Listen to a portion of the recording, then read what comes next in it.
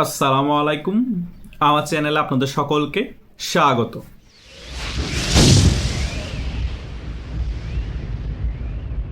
এনসিপির দুই টোকাই নেতা কিভাবে বাঘ থেকে বিড়াল হয়ে গেল এবং তাদের ভবিষ্যৎ পরিণতি কি হবে এবং অন্যান্য এনসিপির নেতাদের ভবিষ্যৎ পরিণতি কি হবে এবং আগামী কিছু মাসের মধ্যে কি ঘটতে যাচ্ছে সে সকল বিষয় নিয়ে আজকে একটি বিস্তারিত আলোচনা করব। আশা করছি আপনারা শেষ পর্যন্ত ভিডিওটি দেখবেন, সকল বিষয় ক্লিয়ার হয়ে যাবেন। প্রথমত, আপনারা হঠাৎ করে দেখেন নাসিরউদ্দিন পাটোয়ারির তেমন আলোচনা হচ্ছে না, সে মিডিয়া থেকে আড়াল হয়ে আছে। এই সার্ভিস আলমও কিন্তু সেম অবস্থা, সেও কিন্তু মিডিয়া থেকে আড়াল হয়ে আছে, আগের মতো বাঘের গর্জন দিচ্ছে না। কিন্তু নির্বাচনের কিছু মাস আগে 12ই ফেব্রুয়ারি যে মামু ভাগ্নে নির্বাচন হয়েছে তার কিছু সময় আগে থেকে কিন্তু এই নাহিদ হোসেন পাটোয়ারি মিডিয়াতে খুব সরব ছিল এবং বিএনপির নেতাদেরকে নিয়ে এমন কোনো বক্তব্য নেই সে দেয়নি। সারা বাংলাদেশ তোলপাড় করে রেখেছিল। নির্বাচনের পরবর্তী সময়ে এক সপ্তাহ সারা বাংলাদেশ তোলপাড় করে রেখেছিল। সার্ভিস আলমের ব্যাপারটা কিন্তু সেম একই ছিল, কিন্তু হঠাৎ করে নির্বাচনে এক সপ্তাহ পরে তারা বাঘ থেকে বিড়াল হয়ে গেল কেন? এবং বিএনপির কোন নেতা কর্মীও কিন্তু এই নাসিরউদ্দিন পাটোয়ারিদেরকে কোনো গণধোলাই দিল না, সার্ভিস আলমকে কোনো গণধোলাই দিল না কেন? আজকে এই সকল বিষয়গুলোরই খোলাসা করব। মেইন রিজন হচ্ছে বিএনপি থেকেও গ্রিন সিগন্যাল দেয়া ছিল যে নাসিরউদ্দিন পাটোয়ারি খুব গুরুত্বপূর্ণ একটি আসনে দাঁড়িয়েছে, সারা বাংলাদেশে একটা উত্তেজনা তৈরি করতে হবে যে একটা নির্বাচনের আমেজ আছে, একটা নির্বাচন হচ্ছে এবং এই নির্বাচনে দুইটা বড় রাজনৈতিক দল ফেস করতেছে একে অপরের বিরুদ্ধে। নির্বাচনটা সে সকল বিষয় জনগণের মাঝে ঢুকিয়ে দিতে হবে।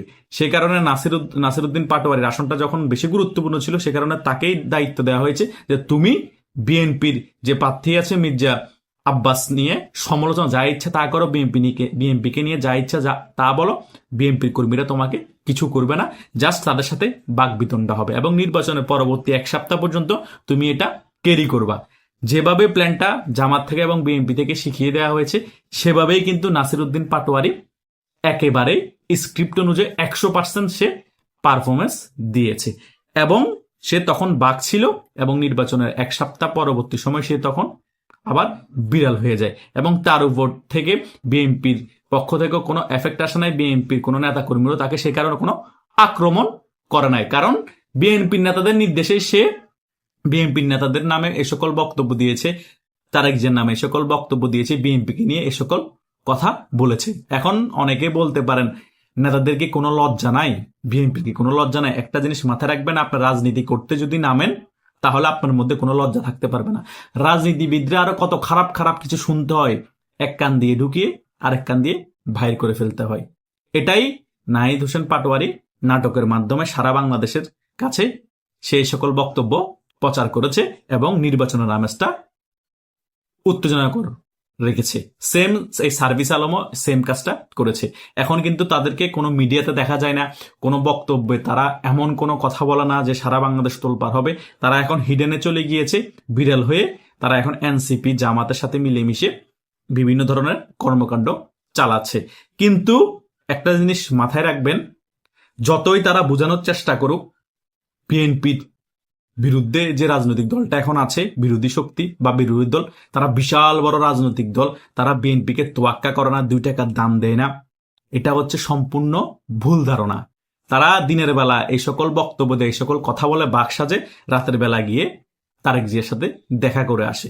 এই কিছুদিন আগেও কিন্তু বিরোধী দল নেতা এই ডক্টর শফিকুর রহমান, এই জামাতের আমির যাই বলেন না কেন, সে তারেক জিয়ার সাথে তার অফিসে গিয়ে দেখা করে এসেছে।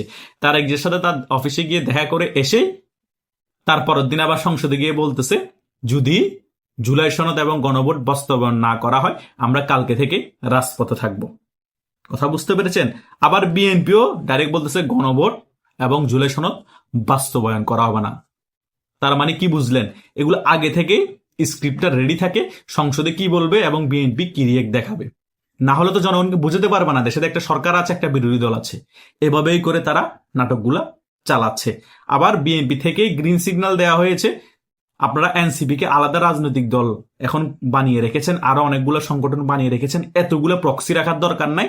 যত প্রক্সি আছে সকলগুলোকে এখন আপনাদের বি টিম এনসিপির মধ্যে নিয়ে আসেন, সকলকে একত্রিত করে ফেলেন। আর আমাদের বিএনপির যে সকল জটমাল আছে সে সকল জটমালকে আপনারা আপনাদের এনসিপি যে বি টিম আছে সেখানের মধ্যে ঢুকিয়ে ফেলেন। সো এভাবেই মেটিকুলাস ডিজাইনের মাধ্যমে রাজনীতিটা তারা করছে। এনসিপির মধ্যে অন্যান্য সকল রাজনৈতিক দলের জটমালগুলোকে ঢুকিয়ে ফেলতেছে এবং অন্যান্য প্রক্সি যে সকল সামাজিক সংগঠন আছে আমাদের সেই সকল প্রক্সি সংগঠনের সদস্যদেরকেও এনসিপির মধ্যে ঢুকিয়ে এনসিপি কে ফুলিয়ে ফাঁপিয়ে তৃতীয় বড় শক্তি হিসেবে বাংলাদেশে আবির্ভাব ঘটানোর চেষ্টা করছে এই বিএনপি এবং জামাত মিলে। ভাই, যতই কিছু করুক, যতই ধরনের মেটিকুলাস ডিজাইন করুক, এই এনসিপি টোকাইরা বাংলাদেশ থেকে খুব সহজে যে অবস্থা যখন খারাপ হবে পালাতে পারবে তা না। 60 থেকে 70% কট খেয়ে যাবে। তাদের ভবিষ্যৎ যে কত খারাপ হবে তারা নিজেরাও কল্পনা করতে পারে না, কারণ তারা সুন্দর একটি বাংলাদেশকে ধ্বংস করে দিয়েছে। তারা নিজেরাই বলেছে, আমরা যদি পুলিশ হত্যা না করতাম, আমরা যদি মেট্রো রেল না জ্বালাতাম, আমরা যদি মৎস্য ভবন না জ্বালাতাম, আমরা যদি সারা বাংলাদেশে আগুন না লাগাতাম, তাহলে এই গণ অভ্যুত্থান সফল হতো না। ভাই, তোরা কি এমন গণ অভ্যুত্থান করে বাংলাদেশটাকে তরাই ফেলছস? বরং এই গণ অভ্যুত্থানের ফলে বাংলাদেশের যে ক্ষতিটা তোরা করছস, আরো 50 বছরও সেই ক্ষতিটা তোরা রিকভারি করতে পারবি না বাংলাদেশে। বাংলাদেশের মানুষ কি পরিমাণে কষ্ট আছে, বাংলাদেশের মানুষ মন থেকে কি পরিমাণে তোদেরকে বদ্ধবা দিচ্ছে, বাংলাদেশের মানুষ পারতেছে না তোদেরকে ছিঁড়ে খেয়ে ফেলতে, তোরা সেটা জানস? তোরা এখন বড় বড় গালবাজি করস। কেউ সংসদে গিয়ে তাদের নিজেদের জন্য গাড়ি চাই, সে আবার এই হাসনাত আব্দুল্লাহ সে আবার উপজেলা চেয়ারম্যান কার্যালয়ের মধ্যে এমপিদের জন্য একটা অফিস চাই। তোরা এখন সংসদে ভিক্ষুকের মতো খোঁজাখুঁজি শুরু করে দিছস। এই অবস্থা তোদের। তোরা কি জীবনে 5000 ভোট পাইতি? তোরা তো 5000 ভোটও পাস নাই। এগুলা সব ইঞ্জিনিয়ারিং এর মাধ্যমে সিলেক্ট করে তোদেরকে এমপি বানানো হয়েছে। তোরা সংসদে জনগণের হয়ে কথা বলস না। জনগণ এখন না খেয়ে মরতেছে, কষ্ট করতেছে, সেটা নিয়ে কথা বলস না। দেশের তেল নাই, বিদ্যুৎ নাই, গ্যাস নাই, সেটা নিয়ে কথা বলস না। হামের টিকার অভাবে প্রায় 300-র কাছাকাছি শিশু সারা বাংলাদেশে মারা গিয়েছে, সেটা নিয়ে কথা নাই।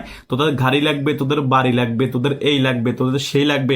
আবার বিরোধী দল নেতা জামাতের আমির বলতেছে ছোটদেরকে নাকি না করতে নাই। এটা সংসদ নাকি কমেডি চলতেছে? সো বাংলাদেশ এভাবেই এখন পরিচালনা হচ্ছে। বাংলাদেশে এখন জনগণের হয়ে সংসদে কেউ কথা বলে না, নিজেদের জন্য কথা বলতে যায় আর কমেডি করতে চাই। কমেডি তো করবেই তারা, কমেডি করবে না? মামু ভাগ্না নির্বাচন করে একজন সরকারি দলে বসেছে, একজন বিরোধী দলে বসেছে, কমেডি করবে না তা কি হয়? আমি তো এটাকে কোনো সরকার বলতে চাই না, কারণ যেখানের মধ্যে কোনো বিরোধী দলই নেই তাকে আমি সরকার কিভাবে বলবো? কারণ জামাতকে তো বিরোধী দল আমি ধরতেই পারি না। এনসিপি তো জামাতের বি টিম, সো বিরোধী দল তো প্রশ্নই আসে না।